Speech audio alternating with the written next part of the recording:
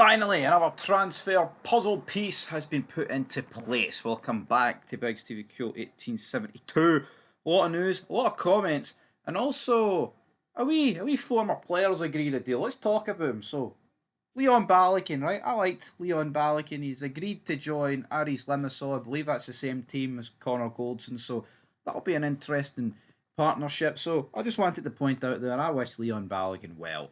Anyway, let's talk about current Rangers then, current Rangers players, and hopefully this guy will be announced very soon. Rangers have agreed a deal with Bournemouth for defender Max Aarons.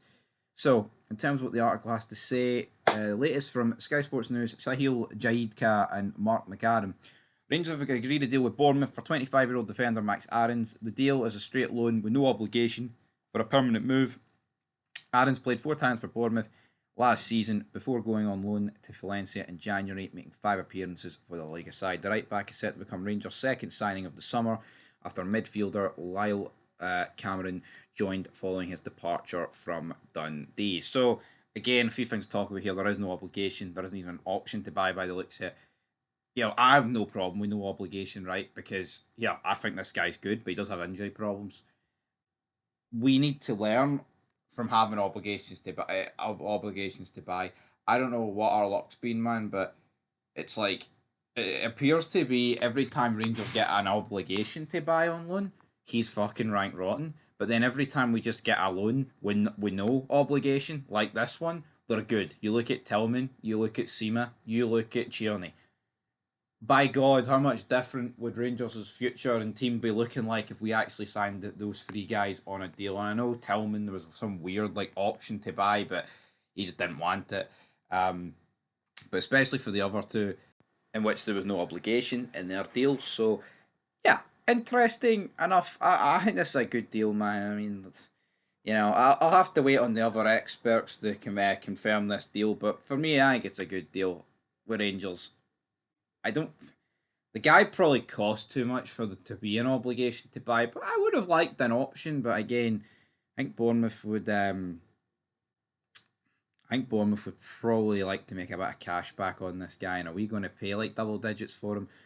Who knows? But to me, he's a high profile player because you're talking about a guy, man, Premier League experience, a lot of it. Then you've got obviously what he did at Valencia, which wasn't a lot, but you know what?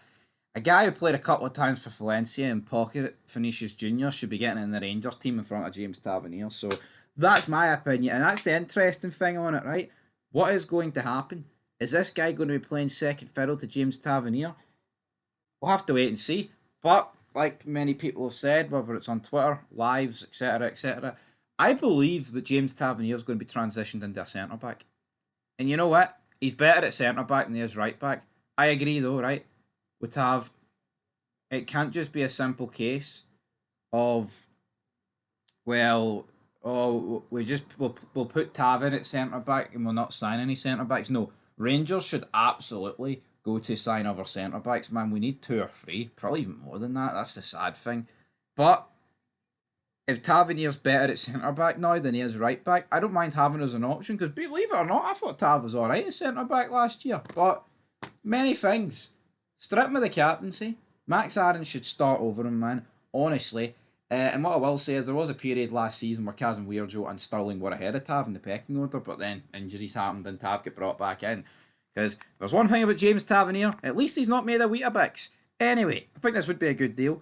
But we'll move into some comments now, shall we? Because comments, they're the channel breed, brother. So I was doing the fixtures earlier, reacting to them. Some guy said 2 tough games out of 14. They never learn.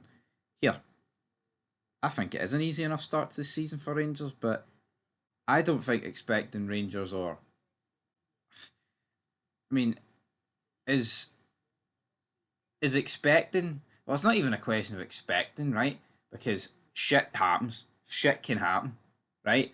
But if we want to win the league, I think picking up like 36 points out of 42, you're going to have to be in that ballpark, man. That's the reality. That's how high the standards are.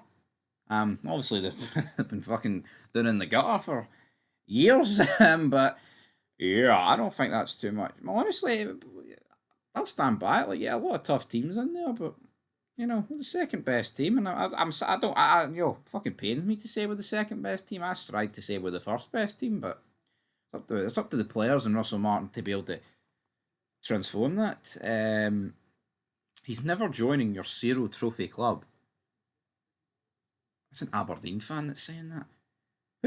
How has he got that on him to turn around and say that? An Aberdeen fan. What's that all about? What's that all about? That's crazy.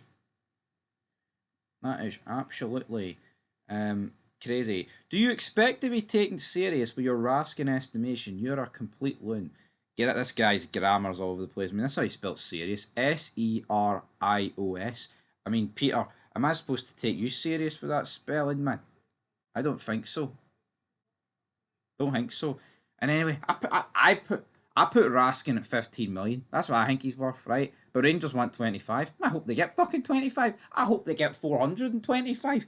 But I don't think 15 million. I was on your died there. 15 million is too much to ask for. Anyway, right. That's what we're done. We're done there. Good. Good. This has been agreed. Hopefully, a few more in the door. A few more in the door. We need about 20 more. Come on, Rangers. Get the finger out. Come on, please.